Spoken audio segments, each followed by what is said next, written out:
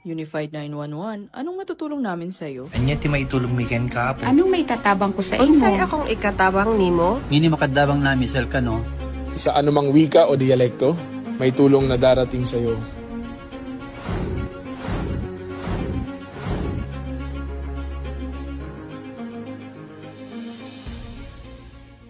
Lilingkod sa bawat Pilipino at magbibigay ng tamang impormasyon para sa tahimik at maayos na Pilipinas. Police News Network, alagad ng batas, tagapagtaguyod ng balitang pulis, sandigan ng mamamayan, patnubay ng katotohanan.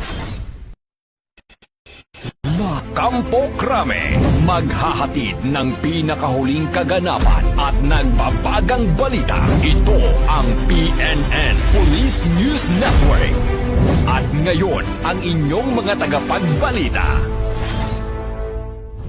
Magandang araw, bagong Pilipinas. Ako ang inyong alagad ng batas, tagataguyod ng balitang pulis. Ako po si Patrolwoman Dara Falogni. Maghahatid sa inyo ng tamang balita, kwento ng pulis at serbisyo para sa mamamayan.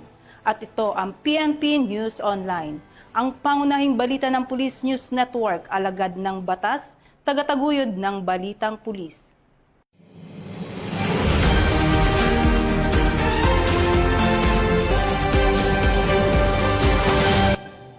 Narito ang mga balitang hatid ng ating PNN correspondents mula sa iba't ibang panig ng bansa.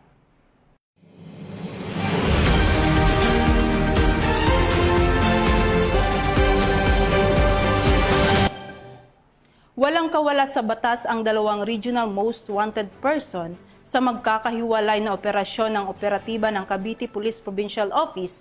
Bunga ito ng pinaigting na kampanya ng Cavite PNP, kriminalidad at mga wanted person upang masiguro ang kapayapaan at kaligtasan ng bawat mamamayan sa Calabarzon.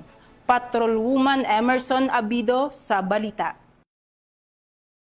Dalawang regional most wanted persons ang matagumpay na naaresto ng mga operatiba ng Cavite Police Provincial Office sa magkahiwalay na law enforcement operations noong July 6, 2026. Sa unang operasyon, bandang alas 11 ng gabi, naaresto sa Barangay Paliko 2, Imo City ang Rock No. 6 Regional Most Wanted Person sa pamamagitan ng pinagsanib na puwersa ng Tansa Municipal Police Station at Cavite Maritime Police Station. Nahaharap ang akusado sa dalawang kasong may kaugnayan sa murder at rape. Nakapwa may inalabas na warrant of arrest at walang inirekomendang piyansa. Samantala, bandang alas 10 ng gabi, naaresto rin ng mga operatiba ng Magallanes Municipal Police Station sa Barangay San Agustin, Magallanes, Cavite ang isa pang regional level most wanted person. Ang akusado ay nahaharap sa kasong murder sa ilalim ng revised penal code at wala ring inirekomendang piyansa. Kapwa ipinaalam sa mga akusado ang kanilang mga karapatang konstitusyonal at tinala sa kanilang himpilan ng pulisya para sa dokumentasyon at kaukulang legal na proseso. Patuloy ang Cavite Police Provincial Office sa pinaigting na kampanya laban sa mga wanted persons upang mapanatili ang kapayapaan at kaligtasan ng bawat mamamayan. Mula dito sa Cavite Police Provincial Public Information Office, ako ang inyong PNN correspondent, Patrolman Emerson Abido, alagad ng batas, tagataguyod ng balitang pulis, bagong... Maraming salamat, Patrolman Abido. Gift-giving activities sa pamamagitan ng pamimigay ng school supplies ang isinagawa ng Benguet Police Provincial Office sa 44 na mag-aaral na ginanap sa Bugbis Elementary School, La Trinidad. Ito ay bahagi ng pagdiriwang ng 31st Police Community Relation Month. Police Master Sergeant Beverly Pacas magbabalita. Mula ng Benguet Police Provincial Office ang pagdiriwang ng ika-31 buwan ng Police Community Relation sa pamamagitan ng isang gift-giving activity na isinagawa sa Bugbis Elementary School, Bugbis La Trinidad, Benguet. Sa isinagawang aktibidad, may kabuuang 44 na mag-aaral ang pinagkalooban ng mga school supplies na kinabibilangan ng school bags, notebooks, ballpen, lapis, water bottle at iba pang mahahalagang kagamitan sa pag-aaral. Pinangunahan ng programa ni Benguet PPO Provincial Director Police Colonel Junicio D. Bonoy bilang bahagi ng Project Delivering Donation to the Barrios o Project DDB ng tanggapan. Isang inisyatibong naglalayong suportahan ang mga mag-aaral sa pamamagitan ng pagbibigay ng mga pangunahing kagamitan sa pag-aaral at iba pang tulong sa mga komunidad na nangangailangan. Sa pamamagitan ng programang ito, hangad ng Benguet PPO na mahikayat ang mga karapat-dapat na mag-aaral na manatiling masigasig sa kanilang pag-aaral, magsikap na makamit ang kahusayan at ipagpatuloy ang pagtupad sa kanilang mga pangarap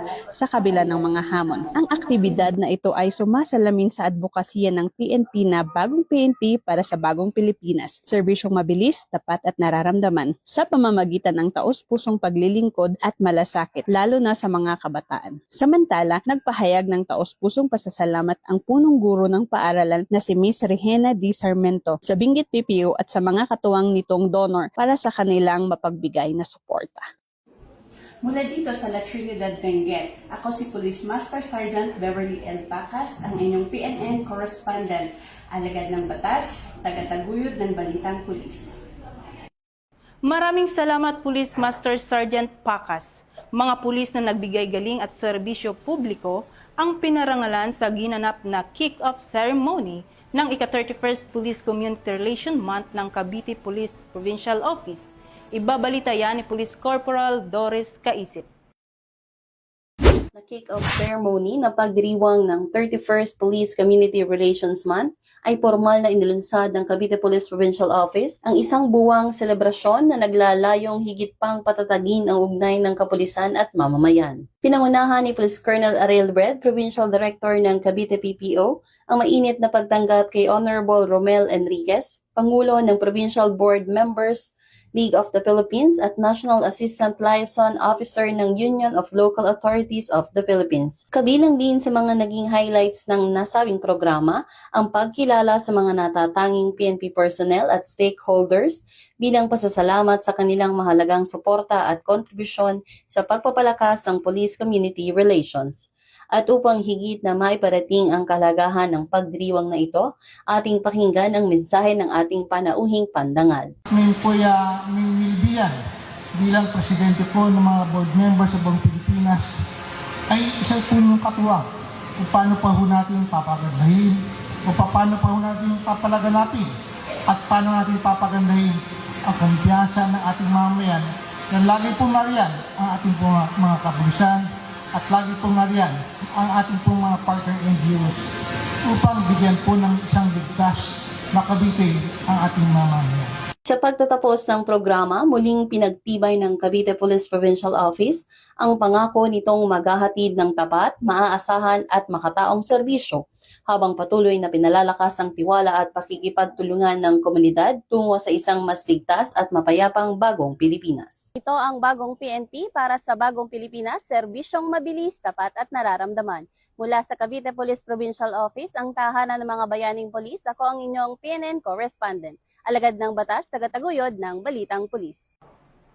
Dalawang magkahiwalay na online school threats sa Bacoor ang mabilis na inaksyonan at naresolba ng Cavite PNP. Muling magbabalita dyan si Police Corporal Doris Caisip. Resolba ng Bacoor Component City Police Station sa pakikipagtulungan ng Cavite Provincial Anti-Cybercrime Response Team ang dalawang magkahiwalay na insidente ng online threats na nagdulot ng takot at pagkaantala ng klase sa ilang paaralan sa Bacoor City. Sa unang insidente, isang 14 anyos na grade 9 student ang natukoy na nasa likod ng Facebook post na naglalaman ng mga banta laban sa isang National High School sa Bacoor, Cavite.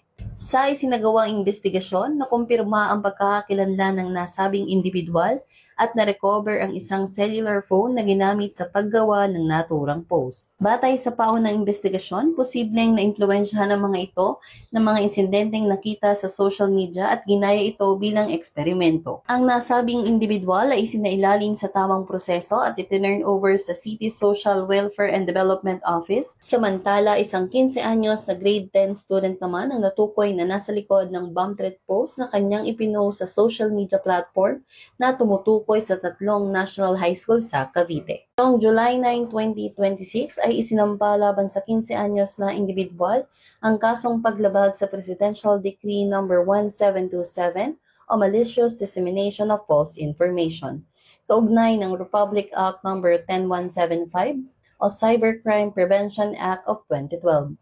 at isinailalim ito sa inquest proceedings sa Office of the City Prosecutor ng Bacoor City. Muli namang pinaalalahanan ng Cavite PNP ang publiko, lalo na ang mga kabataan, na maging responsable sa paggamit ng social media. Ang anumang online post na nagdudulot ng takot, alarma o banta sa publiko ay may kaakibat na pananagutan sa ilalim ng batas. Mula sa Cavite Police Provincial Office, ang tahanan ng mga bayaning pulis, ako ang inyong PNN correspondent. Alagad ng batas, tagataguyod ng Balitang Pulis.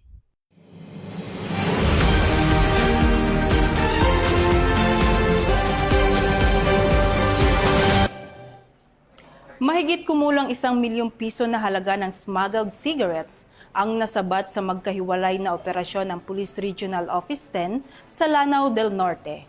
4 na individual arestado. Nakibalita dyan si Patrolman Kim Luna. 1 milyong pisong halaga ng hinihilalang smuggled cigarettes ang nakupiska ng Police Regional Office 10 habang 4 na individual ang naaresto sa dalawang magkakahiwalay na anti-smuggling operation sa Lanao del Norte. Sa unang operasyon, nagsagawa ng checkpoint operation ang mga tauhan ng 1005th Maneuvering Company RMFB 10 at Pantar Municipal Police Station sa Regional Border Control Point sa Barangay Kampong Pantar ng naturang probinsya. Naharang ang isang Mitsubishi Strada na bumabiyahe mula Marawi City patungong Iligan City kung saan natuklasan ang 250 reams ng red modern cigarettes na walang kaukulang government health warning stickers at may tinatayang halaga na 200,000 pesos.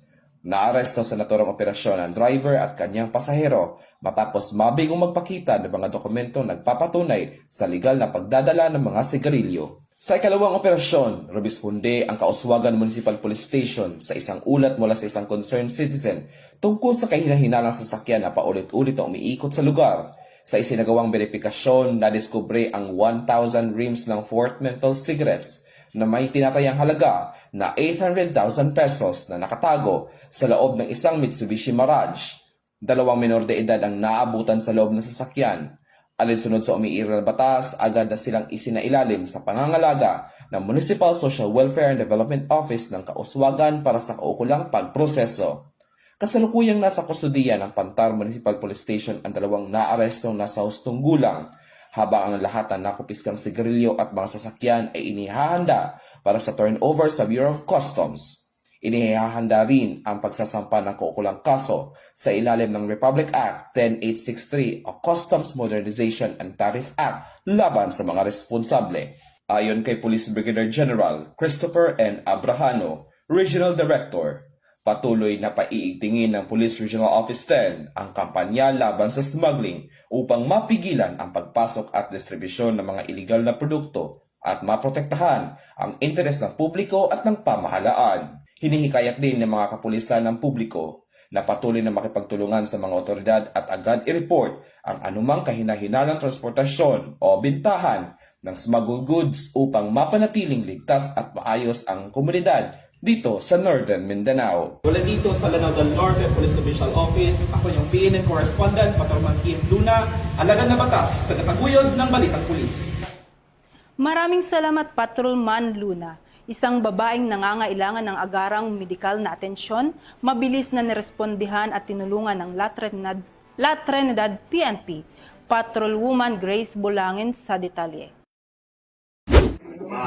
Mabilis na rumisponde ang mga tauhan ng La Trinidad Municipal Police Station matapos makatanggap ng ulat hinggil sa isang babaeng nakaranas ng matinding pag-atake ng hika sa Barangay Cruz, La Trinidad, Benguet. Nakatanggap ng tawag ang Tactical Operations Center ng La Trinidad MPS mula sa isang concerned citizen na humihiling ng agarang tulong para sa babaeng nahihirapang huminga at nangangailangan ng agarang medical na atensyon. Kaagad na nagtungo sa lugar sina Police Staff Sergeant Kevin Biding, Police Corporal Marlon Noses at Police Corporal Lorraine Lamuas. Sa kanilang pagdating, natagpuan nila ang biktima na nag-iisa sa loob ng kanyang silid at hirap na hirap sa paghinga. Agad na nagsagawa ng paunang lunas ang mga pulis, tinulungan ang babae na gamitin ang kanyang iniresetang inhaler at ginabayan siya sa tamang pamamaraan ng paghinga upang maibsan ang kanyang kondisyon habang hinihintay ang pagdating ng iba pang emergency responders. Dahil sa critical na kalagayan ng pasyente, agad na nakipag-ugnayan ang mga pulis sa Emergency Medical Services at Bureau of Fire Protection operasyon. Sa pamamagitan ng mabilis na koordinasyon, ligtas na naihatid ang babae sa emergency room ng Benguet General Hospital upang mabigyan ng karampatang medikal na paggamot. Dahil sa maagap at mahusay na pagtugon ng mga pulis at iba pang emergency responders, naging matatag ang kondisyon ng babae at patuloy na nagpapagaling. Muling pinatunayan ng insidenteng ito ang kahandaan at dedikasyon ng Philippine National Police sa pagbibigay ng agarang serbisyo sa publiko, higit sa pagpapanatili ng kapayapaan at kaayusan. Ipinakita ng mga kapulisan na ang kanilang mabilis na pagkilos, mahusay na koordinasyon at taus-pusong malasakit ay may mahalagang papel sa pagliligtas ng buhay sa oras ng pangangailangan. Mula dito sa rehiyon ng Cordillera, ako ang inyong PNN correspondent, Patrolwoman Grace Bulangan, alagad ng batas, tagataguyod ng Balitang Pulis.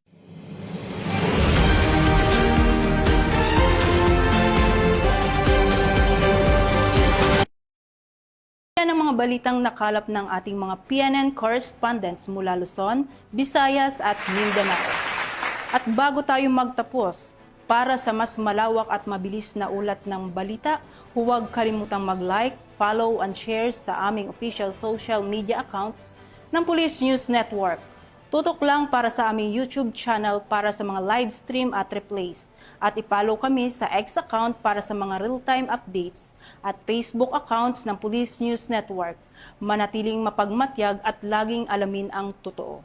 Sa ngalan ng pamunuan ng Philippine National Police, sa pangunguna ni Chief PNP Police General Jose Melencio Nartates Jr. at sa pamumuno ni President Ferdinand Bongbong Marcos Jr., kami ay maglilingkod sa bawat Pilipino at magbibigay ng tama at balanseng balita. Mula rito sa tanggapan ng tagapag-ugnay ng Pambansang Pulisya, kami ang inyong alagad ng batas, tagataguyod ng Balitang Pulis. Ako ang inyong tagapag-ugnay, Patrolwoman Dara Falome. Maghahatid ng tamang balita, kwento ng pulis at serbisyo para sa mamamayan. At ito ang PNP News Online. Ito ang bagong PNP para sa bagong Pilipinas. Serbisyong mabilis, tapat at nararamdaman.